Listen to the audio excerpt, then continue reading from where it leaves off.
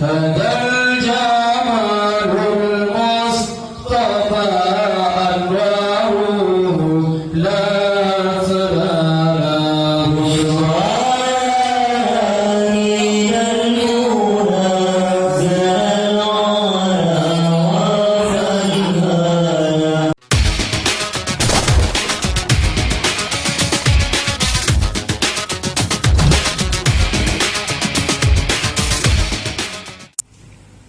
Kita berkumpul di tempat yang barokah ini, di majelis yang barokah ini,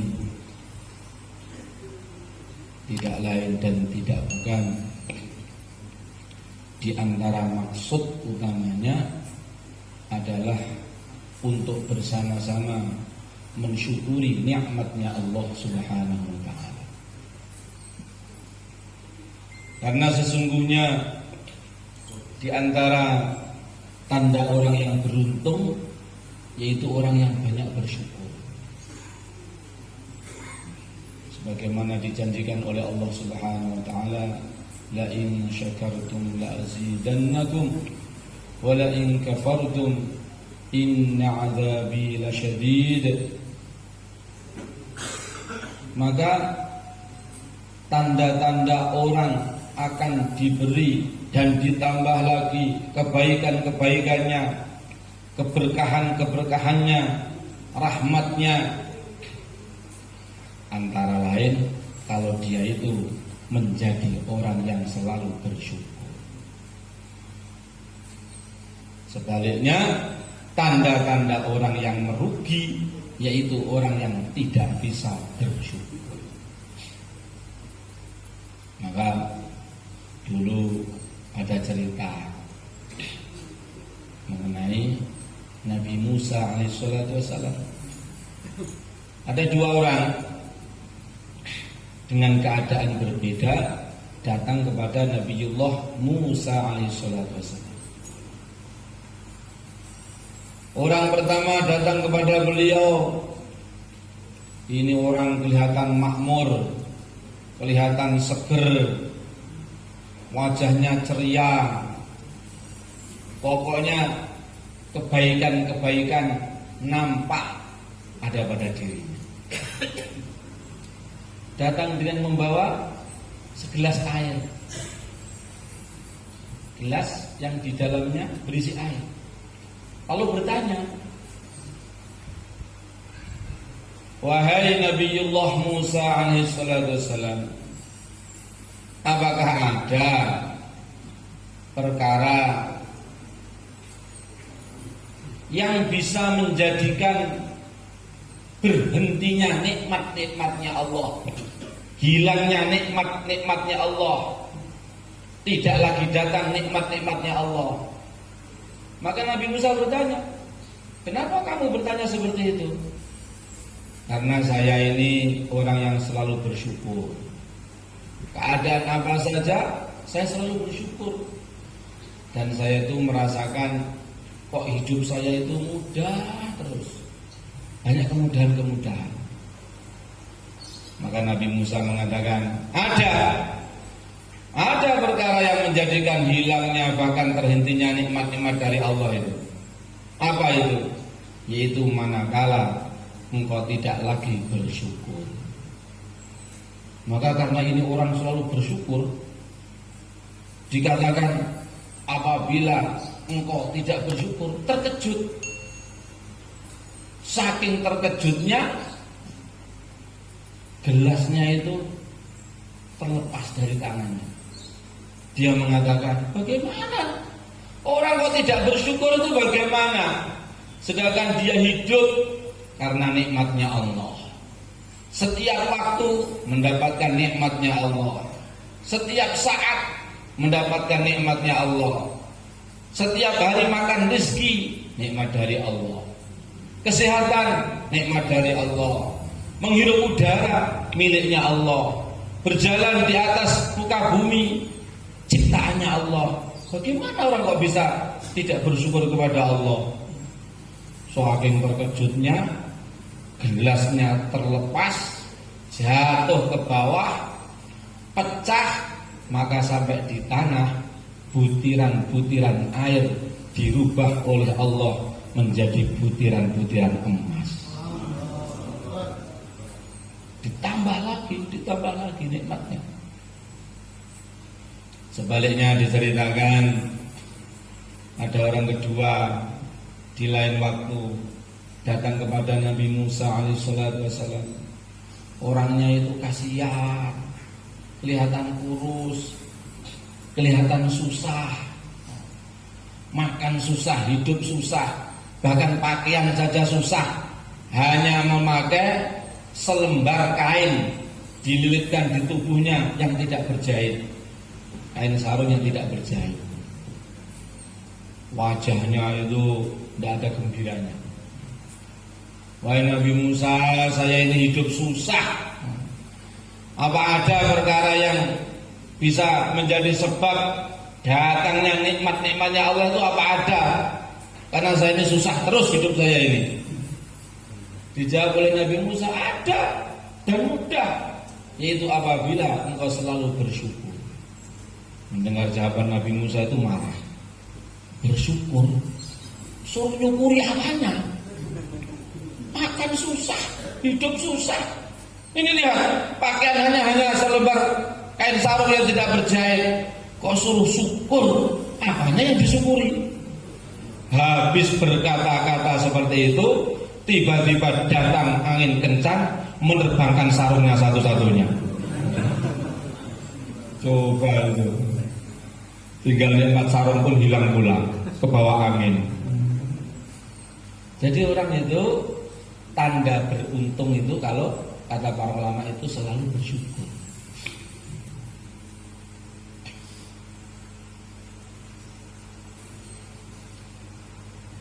Bapak-bapak, ini ada bukunya di rumah masing-masing. Jamaah yang dirahmati dan dimuliakan oleh Allah Subhanahu wa taala. Oleh karena itu kita berkumpul bersama di sini untuk mensyukuri nikmat-nikmatnya Allah, sehingga kita berharap dengan bersyukur maka kebaikan-kebaikan dan nikmat-nikmat dari Allah serta anugerahnya semakin ditambah-tambah kepada kita semuanya. Amin Allahumma. Yang pertama tentunya kita mensyukuri nikmat sehat, nikmat rezeki, nikmat yang diberikan oleh Allah kepada siapapun makhluk di alam semesta ini. Kemudian setelah itu kita mensyukuri nikmatnya Allah yang lebih besar lagi, lebih agung lagi. Bahkan itulah sebesar-besarnya nikmat, bahkan itulah seagung-agungnya nikmat, yaitu nikmatul iman, nikmatul Islam, nikmat iman dan nikmat Islam. Inilah dikatakan oleh para ulama merupakan seagung-agungnya nikmat. Karena dengan nikmat iman, nikmat Islam, apapun keadaan di dunia ini tidak masalah. Hidup itu menjadi indah apabila ada nikmatul iman, nikmat Islam. Mengapa? Karena hidup di dunia adalah perjalanan menuju surga.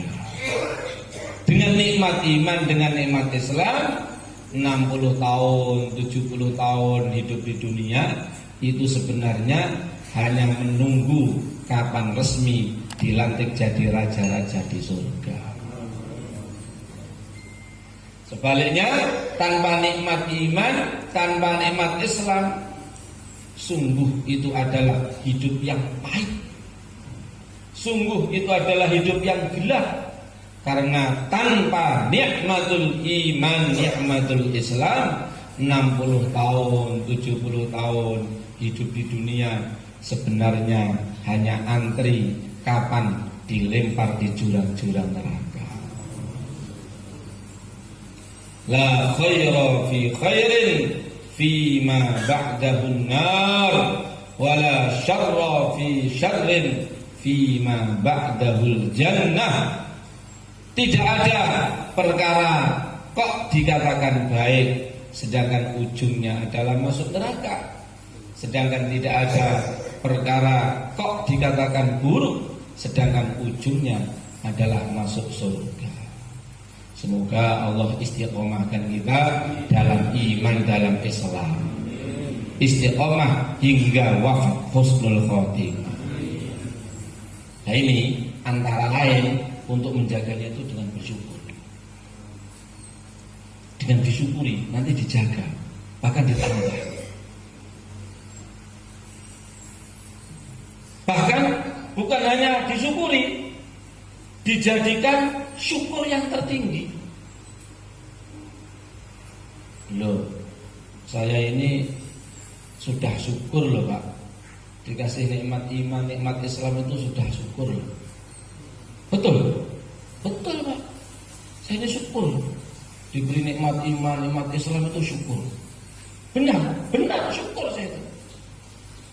Apakah kamu sudah menjadikannya syukur yang tertinggi, mengalahkan segala nikmat yang lain? Sekarang kita berkumpul di masjid, di mana tadi dimulai dengan membaca Al-Fatihah, dipimpin oleh Bapak Kiai Muhammad Rafi'i. Syukur enggak? Syukur enggak? Seneng enggak? Kemudian setelah itu ada majelis sholawatan bertepatan dengan maulidnya baginda Muhammad sallallahu alaihi wasallam. Sholawatan, membaca sholawat, membaca salam. Syukur enggak? Seneng enggak? Kemudian sekarang mengikuti pengajian, lalu nanti akan ada doa, ada tasyakuran. Syukur enggak? Seneng enggak? Mungkin nanti ada yang sampai zuhur, sholat jamaah di masjid, lalu wiridan, doa. Syukur enggak itu? Syukur, seneng. Kemudian pulang setelah sholat zuhur, baru duduk 10 menit, ada orang ngetok pintu. Assalamualaikum. Waalaikumsalam. Ternyata tamu, memakai sepatu, memakai jas. Ini kok kelihatan orang dari jauh. Bapak ini dari mana? Saya ini dari Jakarta. Loh, Bapak ini siapa? Saya ini utusan langsung dari Bapak Joko Widodo. Kenal enggak? Tahu tapi tidak kenal. Saya ini utusan Pak Jokowi, saya ini untuk mengantarkan tas ini khusus untuk Bapak. Ada koper. Ternyata ketika dibuka isinya uang 100 juta. Seneng enggak? Syukur enggak? Sekarang pertanyaannya, itu dapat uang 100 juta tanpa disangka-sangka itu, syukurnya dengan sejak tadi pagi Fatihah, tahlil, sholawatan, ngaji, sholat zuhur, wiridan, syukurnya gede mana itu? Gede mana?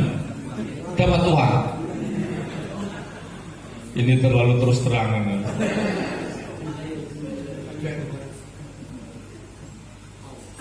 Jadi itulah masalah kita. Itulah masalah kita. Padahal yang mulia baginda Rasulullah sallallahu alaihi wasallam, beliau bersabda, 2 rakaat sholat sunnah. 2 rakaat sholat sunnah khairun mimma tala'at alaihi syams. Itu di sisi Allah lebih bernilai, lebih baik daripada dunia dengan segala isinya. Coba itu. Ini kita ini sudah dapat nikmat, mungkin tadi ada yang sholat duha, sholawatan, tahlilan, ngaji, sholat zuhur berjamaah. Ya seneng, ya syukur. Tetapi sehari 2 hari itu hilang ceritanya. Adapun dapat uang 100 juta sebulan tidak habis-habis ceritanya. Inilah masalah kita. Kita ini sudah bersyukur, tetapi belum menjadikan nikmatul iman, nikmatul Islam sebagai syukur yang terbesar. Padahal sesungguhnya tidak ada nikmat lebih besar, lebih agung, lebih bernilai, lebih berharga melebihi nikmatul iman, nikmatul Islam. Kemudian bapak-bapak jamaah yang dirahmati dan dimuliakan oleh Allah Subhanahu wa taala, sehubungan bertepatan dengan hari Maulid Nabi yang mulia baginda Muhammad sallallahu alaihi wasallam, maka kita bersyukur. Bahkan bukan hanya bersyukur, bergembira. Hari Maulid itu adalah yaumus surur, hari bergembira. Qul bifadlillahi wa birahmatihi fabidzalika falyafrahu. Bergembira dengan anugerahnya Allah, bergembira dengan rahmatnya Allah, sedangkan tidak ada rahmat lebih besar melebihi diutusnya yang mulia baginda Muhammad sallallahu alaihi wasallam, wa ma arsalnaka illa rahmatan lil alamin. Maka dulu itu ada orang kafir. Ada orang kafir namanya Abu Lahab, sangat kafir sampai diabadikan keburukan dan kekafirannya itu di dalam Al-Quran, saking buruknya. Tetapi ketika baginda Muhammad sallallahu alaihi wasallam lahir, gembira sekali, saking gembiranya memerdekakan budak. Gembiranya itu hanya satu kali itu tok, waktu lahirnya Nabi itu tok saja. Setelah itu marah terus, musuhi terus, kafir terus sampai mati. Coba itu. Tetapi karena dia itu gembira dengan hari lahirnya Nabi, maka disebutkan dalam riwayat yang sahih bahwa setiap hari Senin di neraka Abu Lahab itu diringankan adabnya. Coba itu, orang kafir aja dapat manfaat, dapat keberkahan karena gembira dengan maulid. Lah kok sekarang ada orang mengatakan maulid bid'ah, sontoloyo itu namanya. Itu namanya betul-betul orang bodoh, bin tolol, bin jahil, bin bahlul, bin apalagi tidak tahu saya. Bagaimana orang kafir aja dapat manfaat? Sebab gembira dengan maulidnya baginda Nabi. Apalagi orang yang beriman, yang mencintai baginda Nabi habis-habisan, yang mencintainya sepanjang hidupnya. Tentu mahabbahnya, cintanya kepada yang mulia baginda Rasulullah sallallahu alaihi wasallam akan mendatangkan manfaat dan keberkahan yang besar di sisi Allah Subhanahu wa taala. Maka para ulama itu mengatakan mestinya kita itu gembira dengan lahirnya Nabi, bermaulud atau bermaulid itu mestinya tidak hanya setahun sekali, mestinya tiap hari, mestinya tiap hari maulidan tiap itu. Bahkan kalau perlu bukan hanya tiap hari, tiap jam, bahkan bukan hanya tiap jam, tiap detik, tiap hembusan nafas. Bagaimana? Insya Allah. Karena apa? Karena nanti kita itu akan dikumpulkan dengan orang yang dicintai. Almar'u ma'aman ahab. Ya Rasulullah, gembira hatiku, sejuk pandangan mataku apabila di dunia ini bertemu dengan engkau ya Rasulullah. Melihat wajahmu ya Rasulullah. Lupa kesusahan-kesusahan itu semuanya. Duka lupa, utang juga lupa. Saking gembiranya ketemu Rasulullah. Tetapi ya Rasulullah, nanti kalau di akhirat Kalaupun kita sama-sama masuk surga, tentu engkau berada di surga yang sangat tinggi, sedangkan aku berada di surga yang entah di mana. Lalu bagaimana aku bisa bertemu dan berjumpa dengan engkau?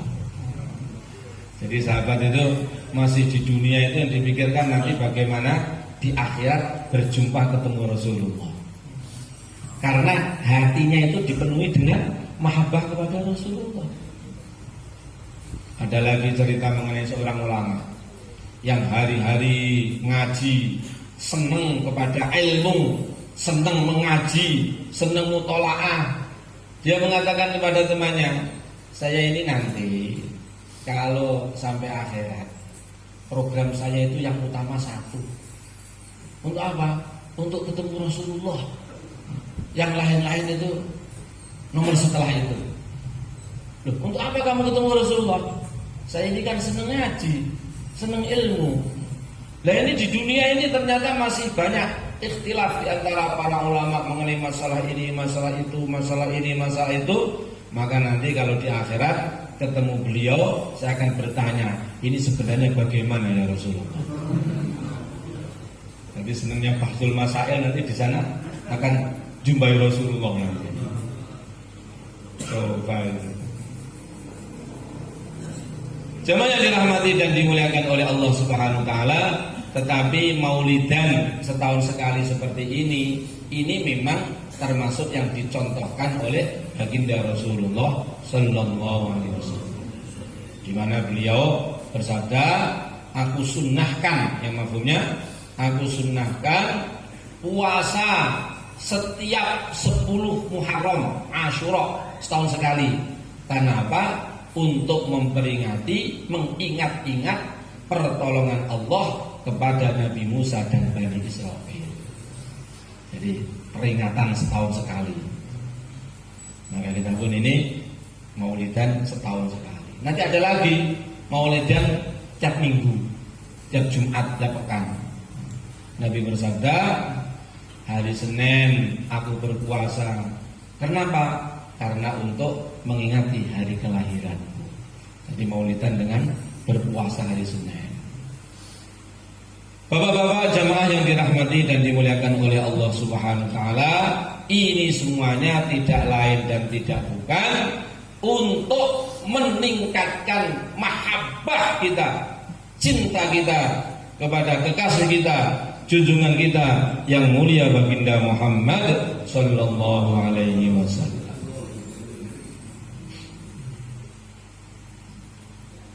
Kemudian alhamdulillah kita di sini berkumpul untuk bersyukur dalam rangka yaitu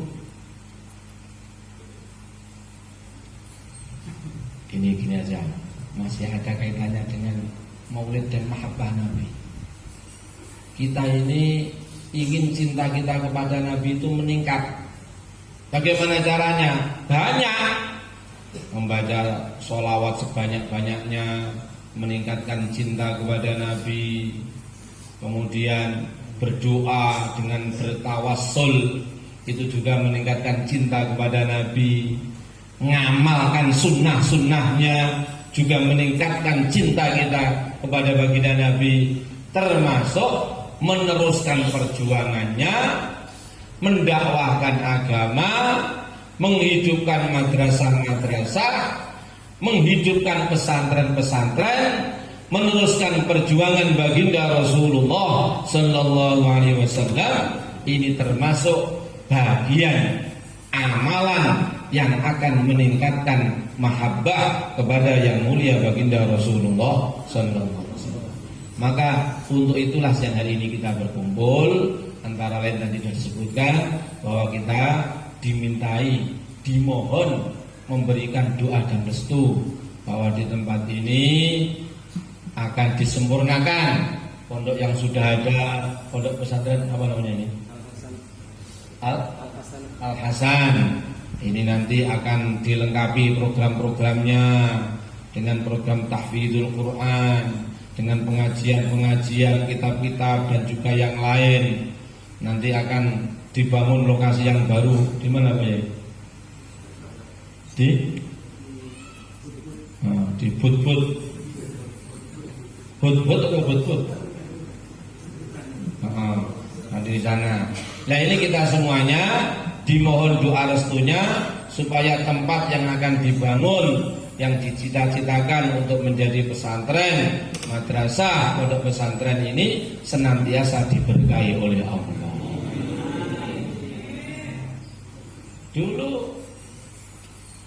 pondok di Jawa ini bisa dikatakan para ulama itu anaknya pondok pesantrennya Mbah Sunan Ampel, Mbah Kanjeng Sunan Ampel.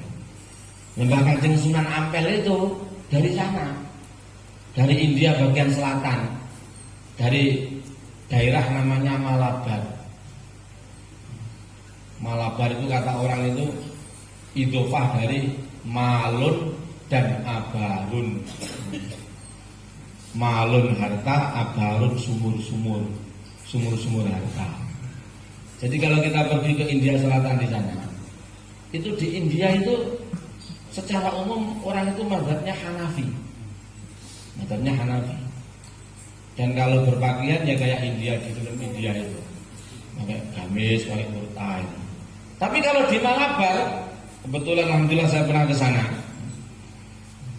Jadi di daerah Kochi, daerah sekitar situ itu.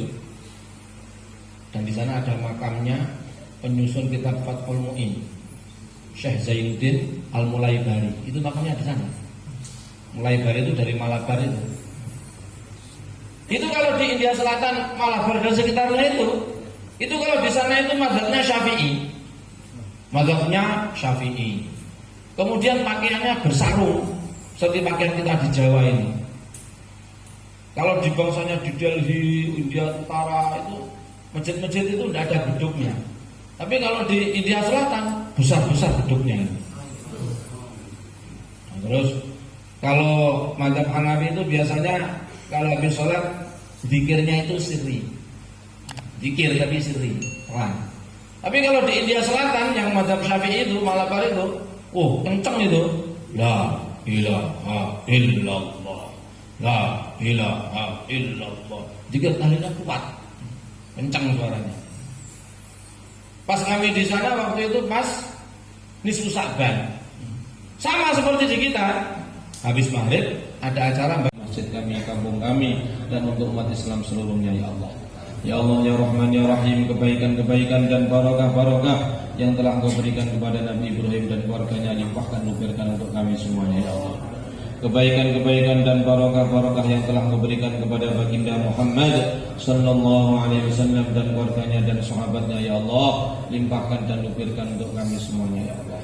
Kebaikan-kebaikan dan barokah-barokah yang telah Kau berikan kepada nabi-nabimu, wali-walimu, hamba-hambamu yang Kau cintai ya Allah, limpahkan luberkan untuk kami semuanya ya Allah. Kebaikan-kebaikan dan barokah-barokah di tempat yang telah Kau berikan kepadanya, barokah-barokah kampung Makkah Mukarramah, kampung Madinah Munawwarah, dan seluruh tempat yang barokah ya Allah, limpahkan luberkan untuk tempat-tempat kami ya Allah, untuk rumah-rumah kami ya Allah, untuk kampung-kampung kami ya Allah, untuk madrasah-madrasah kami ya Allah, untuk pesantren-pesantren kami ya Allah, dan juga untuk masjid-masjid kami, untuk pesantren-pesantren seluruhnya ya Allah, masjid-masjid seluruhnya dan kampung-kampung umat Islam seluruh alam ya Allah.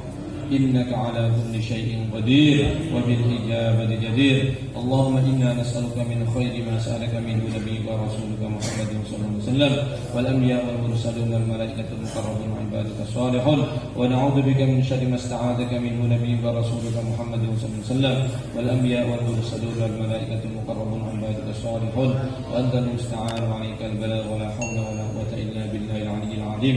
Rabbana atina fid dunya hasanatan wa fil akhirati hasanatan وقنا عذاب النار. وصلى الله وسلم على سيدنا محمد وآله وصحبه أجمعين. سبحان ربك رب العزة عما يصفون وسلام على المرسلين والحمد لله رب العالمين. الفاتحة.